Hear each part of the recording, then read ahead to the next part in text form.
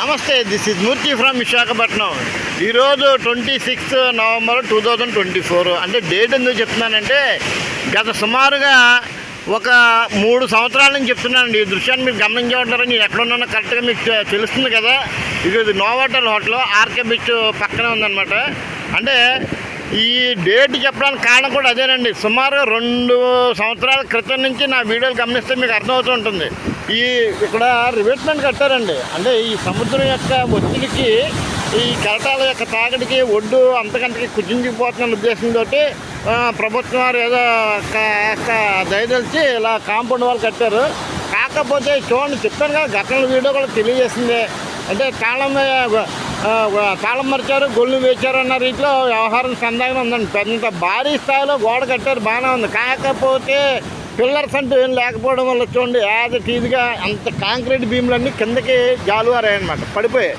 ఎందుకంటే దానివల్ల కంటి తుడుపు చర్యల్లో భాగంగా ఇటువంటి చర్యలు ఎంతవరకు ఉపయుక్తంగా ఉంటాయి ఒకసారి ఆలోచించండి. మరి ఏలిన వారికి పెద్ద పెద్ద ఇంజనీర్లు చదివారు ఒక్కొక్కడను. అంటే నాలాంటి వాళ్ళు పక్కన పెట్టండి, ఒక కామన్ మ్యాన్గా నాకే ఒక అవగాహన వస్తుంది.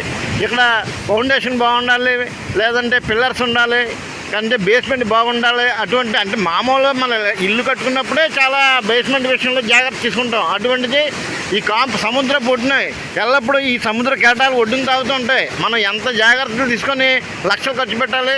చూడండి, ఈ కాంక్రీట్ దిమ్మలు చూడండి ఎంత భారీ స్థాయిలో వేశారు. ఒక మెట్రో ట్రైన్కి వేస్తారు చూసారా పిల్లర్స్, అంత లావుగా వేశారు.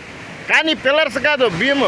పిల్లర్ లేకుండా ఇలా పిల్లర్లు ముందు స్టాండింగ్ పిల్లర్లు ఉండాలి, తర్వాత అడ్డంగా బీమ్ ఉండాలి. ఇలాగా అడ్డంగా బీమ్ ఉండాలి, స్టాండింగ్ పిల్లర్స్ ఉండాలి. ఆ పక్కన ఆ పైన గోడ కట్టాలి. అంతేగాని ఇలాగా పైన కంటి తుడుపు చర్యలు చేస్తే ఇలాగే ఉంటుందండి. ఇగో ఈరోజు అయితే తుఫాన్ పట్టింది. అంటే రెగ్యులర్గానే ఇక్కడ ఆర్కే బీచ్లో కాస్త కెరటాలు ఒత్తిడి ఎక్కువ ఉంటుంది. అయినప్పటికీ ఇప్పుడు మన తుఫాన్ అయితే పట్టింది, తెలియదే ఉంది. ఆ తుఫాన్ తాగడికి ఇంకో డైరెక్ట్గా వచ్చి ఇంకా ఒడ్డును తాగేస్తున్నాయి అనమాట. ఇదే కంటిన్యూ అయితే కనుక సుమారుగా ఒక 6 నెలలు ఈ సముద్ర నీరు ఆ రోడ్డును కూడా తాకేయడండి. సుమారు ఇంచుమించు హోటల్ దాకా వెళ్ళిపోయే అవకాశం లేకపోలేదు. చూడండి, ఇదిగా అక్కడ గోడ పడిపోయింది కదా, ఈ గోడ కూడా పడిపోవడానికి సిద్ధంగా ఉంది. చూడండి ఎంత నెర్రలు తీసిందో.